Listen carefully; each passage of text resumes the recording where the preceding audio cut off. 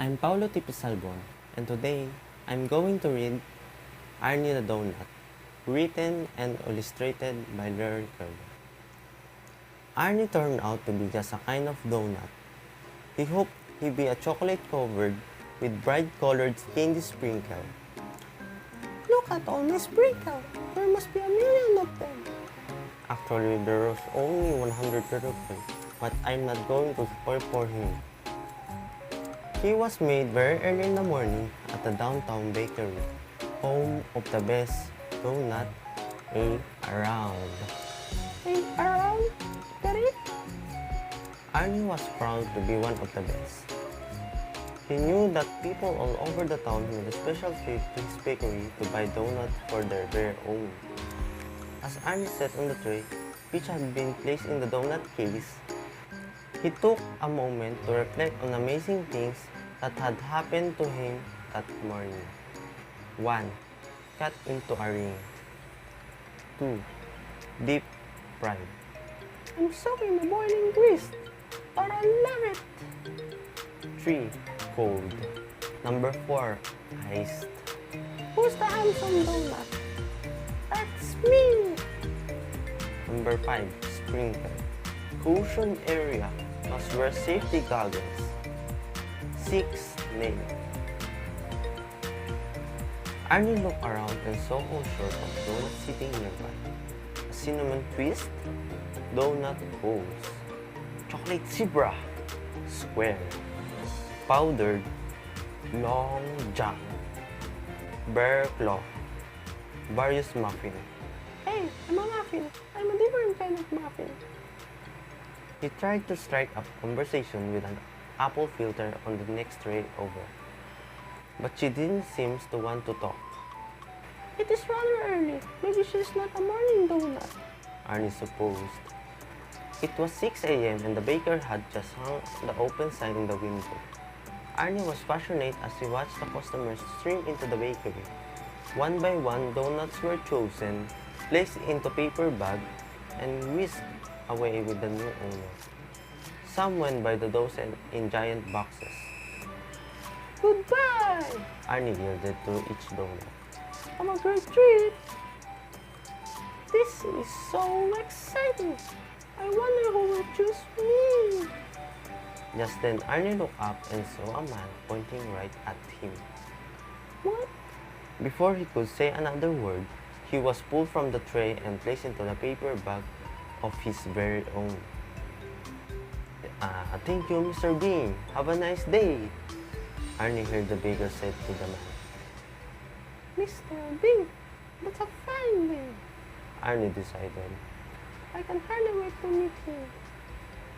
Goodbye, Arnie. We will miss you. I should talk to him while I have the chance. The ride to Mr. Bean's apartment was a little bumpy.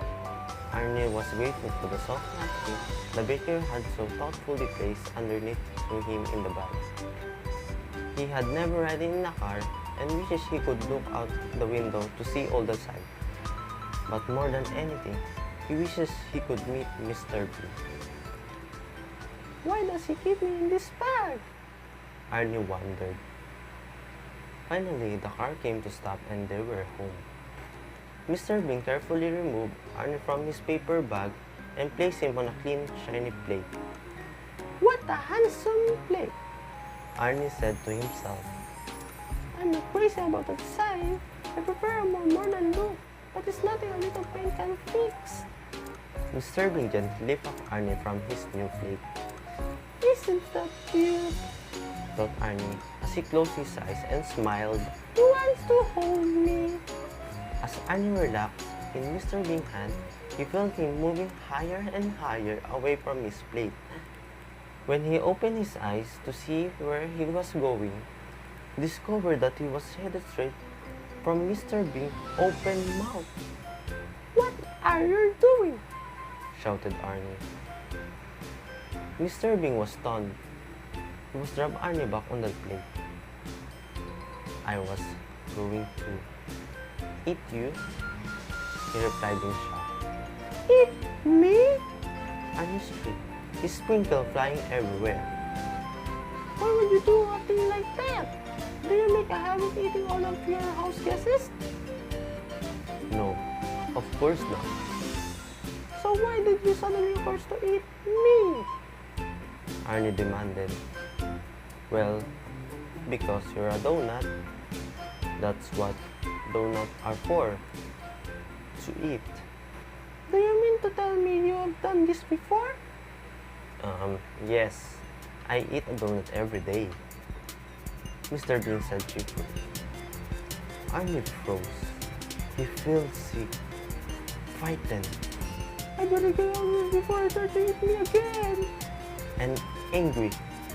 My friends have probably all been eaten. He thought to himself for a moment. I must put a stop this right away. I called the bakery and rang the owner, whosoever let the key. Arnie knew that there was no time to waste and that he needed to be very sneaky in order to keep his plan from Mr. Bean. He turned to Mr. Bean and said into his sweetest voice, Excuse me, sir, but I don't believe that we are properly introduced. My name is Arnie. Hello, Arnie. I'm Mr. Bean.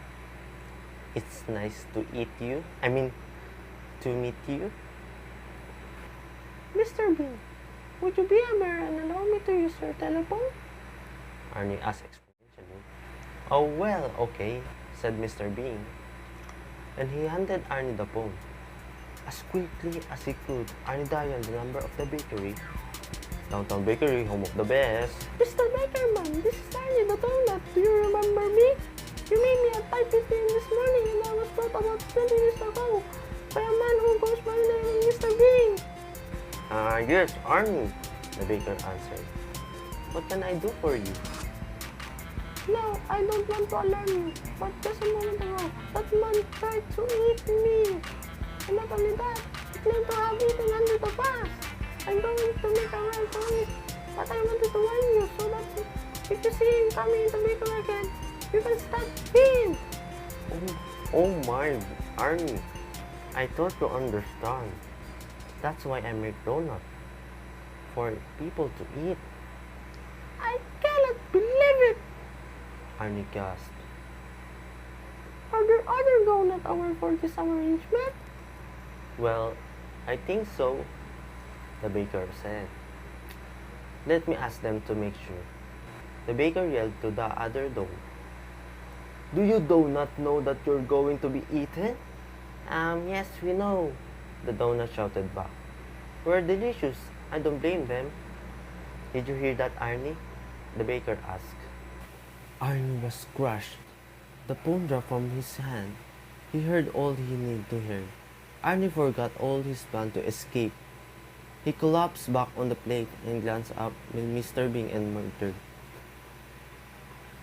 All right then, let's get this over with. Go ahead and eat me. Mr. Bean gazed down at Arnie. I'm not going to eat you, Arnie, he said reassuringly.